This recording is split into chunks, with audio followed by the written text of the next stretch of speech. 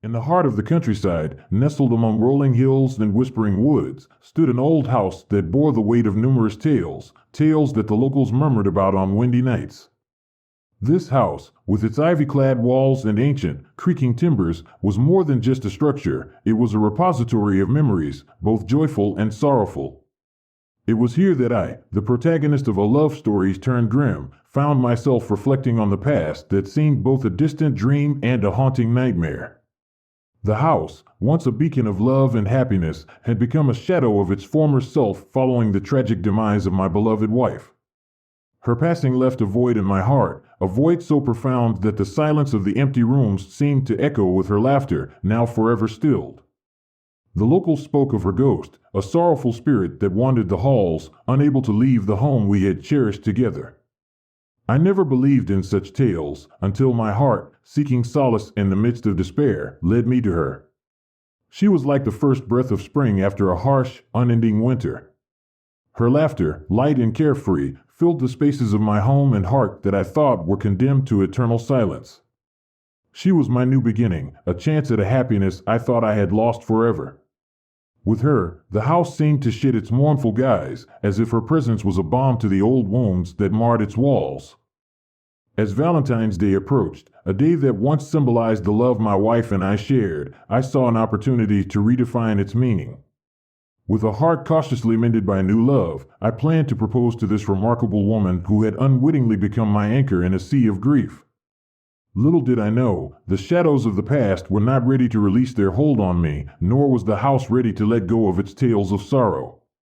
As winter's chill began to wane, giving way to the tentative warmth of early spring, I found myself walking the cobblestone streets of our little countryside town, its quaint charm magnified by the festivities of the upcoming spring festival. It was amidst this tapestry of blooming flowers and laughter that I first saw her. She moved with a grace that seemed to defy the gravity of life's burdens, her eyes reflecting the boundless sky, her smile capable of turning the most ordinary moment into a cherished memory. It was love, not at first sight, but at first laugh, as her genuine amusement at a street performer's antics drew me towards her, a moth to a flame. Our love story was not one of grand gestures or whirlwind romances that novels and films are fond of depicting. Instead, it was built on shared moments, quiet evenings, and the comforting silence that spoke volumes of our understanding and affection for each other. The old house, with its history of love and loss, slowly opened its doors to her, the light of her presence dispelling the shadows that had taken residence in its corners.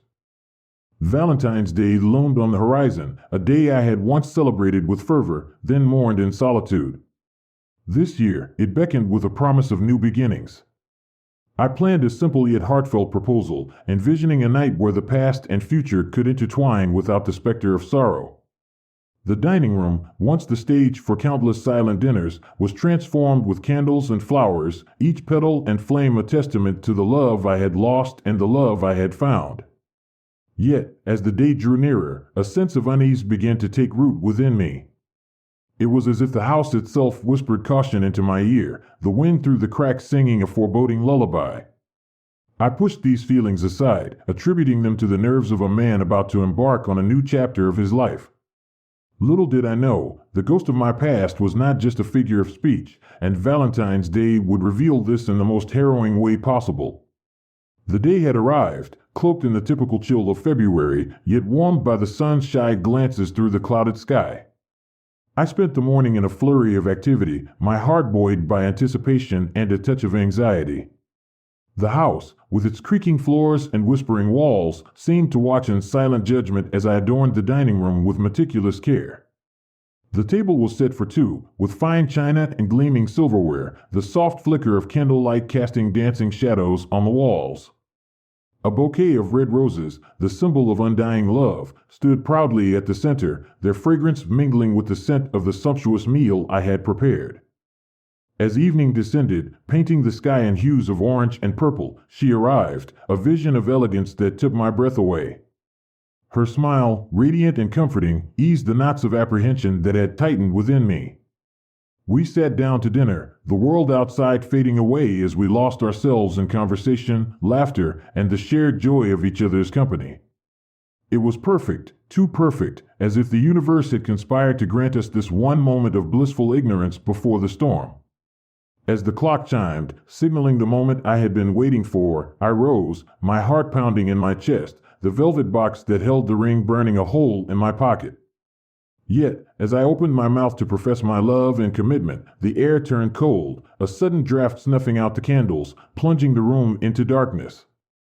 The ensuing silence was suffocating, heavy with an unspoken dread that I could neither understand nor escape. It was then that she appeared, the ghost of my late wife, her visage a pale reflection of the woman I had loved. Her eyes, once filled with warmth and laughter, now bore into mine with an icy accusation, her ethereal form flickering in the dim light that spilled in from the moonlit windows. The room, once a sanctuary of love and hope, transformed into a battleground where the past and present collided with a force that threatened to tear the very fabric of my reality.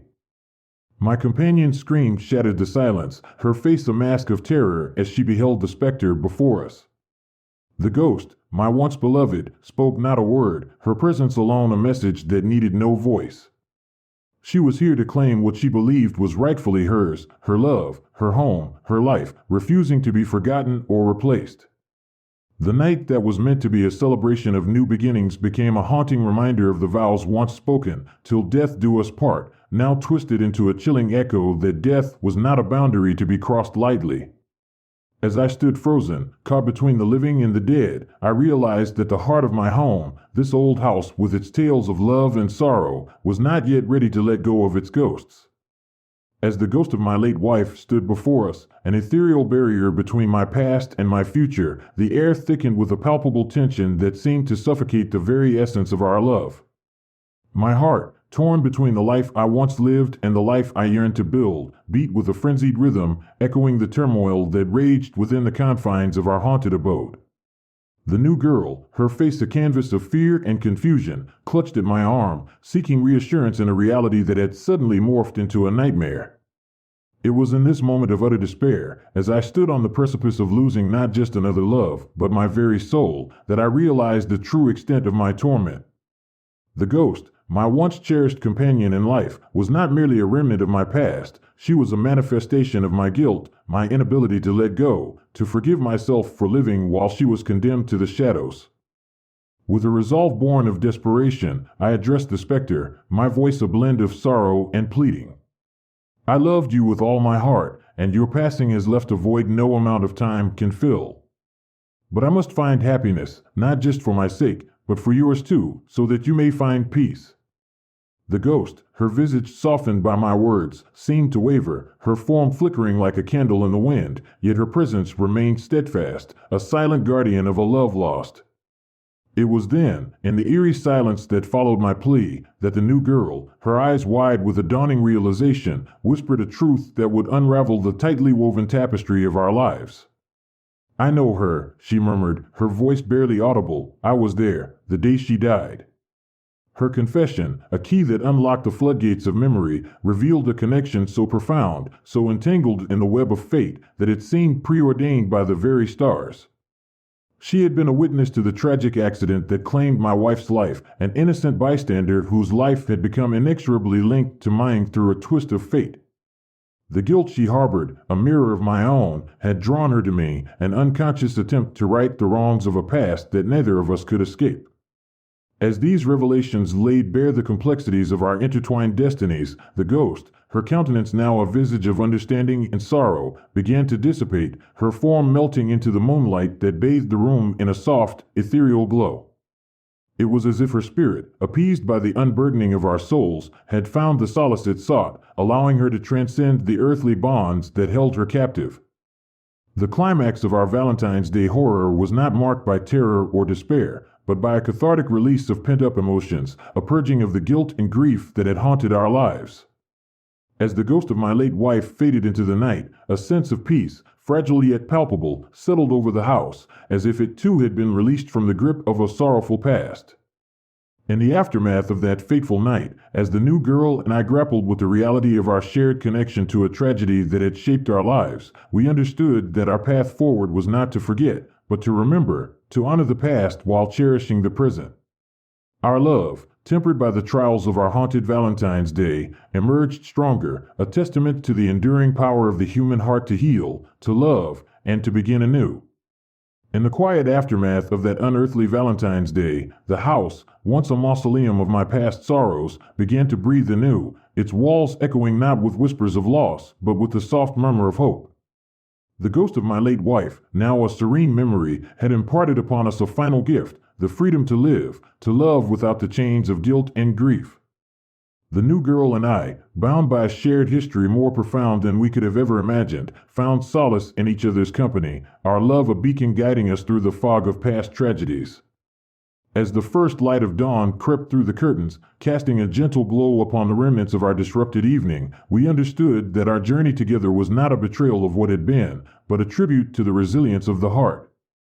Valentine's Day, once a harbinger of horror, had become a testament to the enduring nature of love, a reminder that even in the deepest darkness, there is light waiting to be discovered, nurtured, and embraced.